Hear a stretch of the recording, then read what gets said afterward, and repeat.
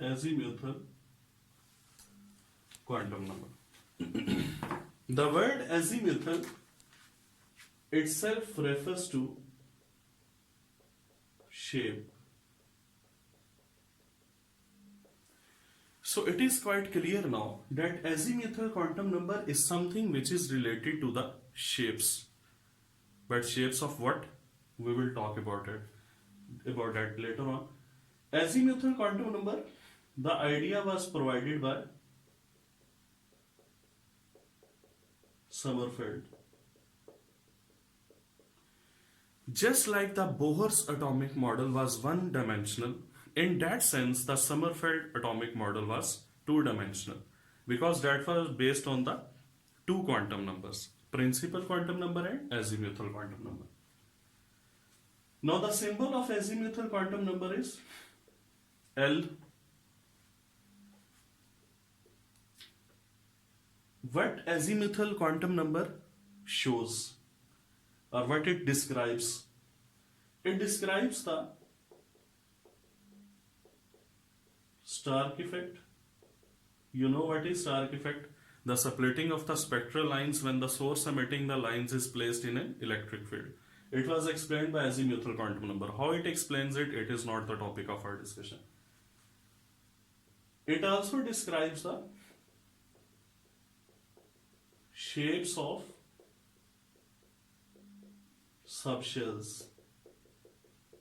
Just like I said that azimuthal refers to shape. Now shape of what? Shape of the subshells. So this term subshell, that was introduced by Sommerfeld. Basically this is the quantum number which is related to the subshells. Now what are the values of azimuthal quantum number? The azimuthal quantum number may be from 0 to n minus 1. Means n minus 1 is the maximum value of azimuthal quantum number. When I am saying that n minus 1 is the maximum value of azimuthal quantum number, it means for a given value of n, L and n can never be equal. And L will always be smaller than n. Keep these 2 points in your mind. These are very important to solve the MCQs. N and L can never be equal for a given value of n. And L is always smaller than n. Mean azimuthal quantum number is always smaller than the principal quantum number. If in some MCQ there is an option in which n and L are having same value, that is the wrong answer. In MCQs, if L is greater than n, that option is also wrong. So from this point, there are so many MCQs that can be asked. So it explains the shapes of subshells. Now what are the values that azimuthal quantum number may have? L may be equal to 0, 1, 2, 3, 4, so on. If L is 0, it means this is S subshell 1, P subshell 2, D subshell 3, F subshell. If it will be 4, because this is not now my topic, I will just restrict myself to these 4 subshells.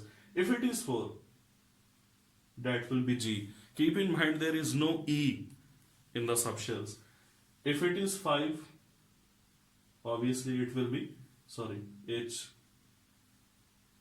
and so on.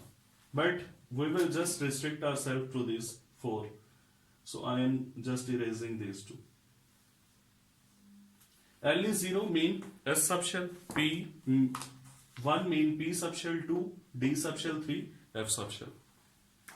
Now, S stands for sharp, P stands for principal, D stands for diffused, F stands for fundamental.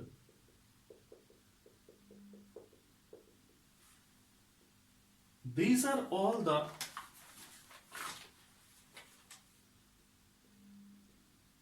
spectroscopic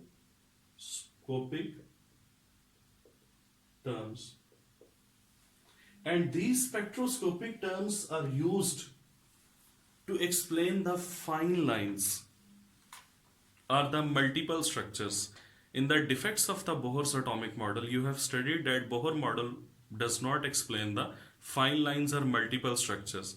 Fine lines and multiple structures are actually the spectral lines which are seen when a spectrum is visualized in the high resolving spectrophotometer. When we see a spectrum in the high resolving spectrophotometer, every spectral line further consists of some small lines, and these are called as the fine lines or the multiple structure. So sharp, principal, diffuse and fundamental, these are the terms which are used to explain how the fine lines look. These are the spectroscopic terms. It means, now I can also say that azimuthal quantum number also explains the fine structures or multiple structures of the hydrogen spectrum.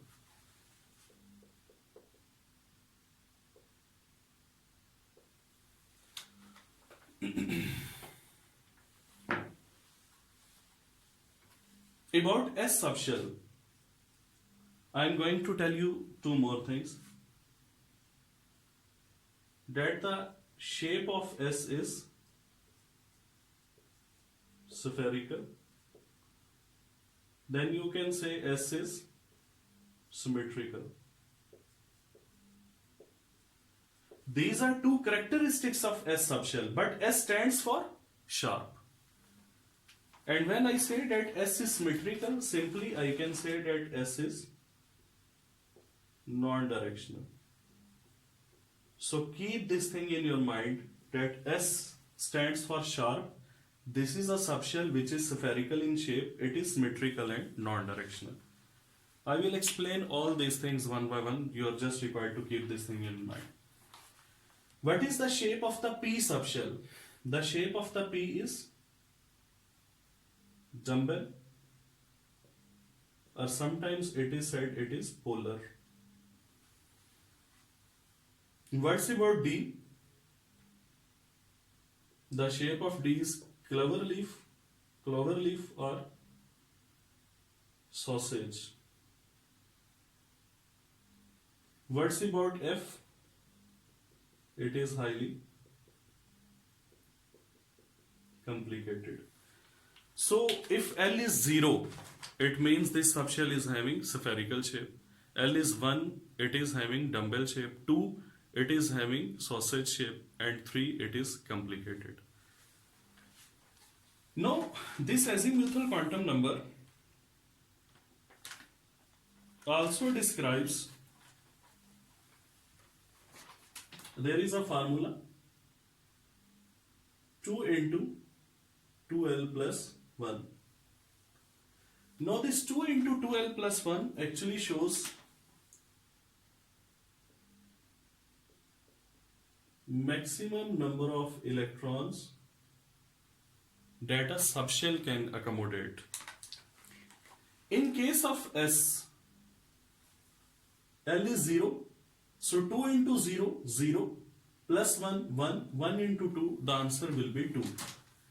In case of S, it can have maximum of 2 electrons. That's why we say that S is a subshell as well as an orbital. What is orbital? I'm going to explain it in the next few moments. But keep this thing in mind that orbital can have maximum of 2 electrons. So that's why S is a subshell as well as an orbital. What's about P? The value of L is 1. So 2 into 1, 2, plus 1, 3, 3 into 2, 6. P can have maximum of 6 electrons. In the same way, you can calculate that D can have maximum of 10 and F can have maximum of 14 electrons. So these are the informations that are provided by the azimuthal quantum number.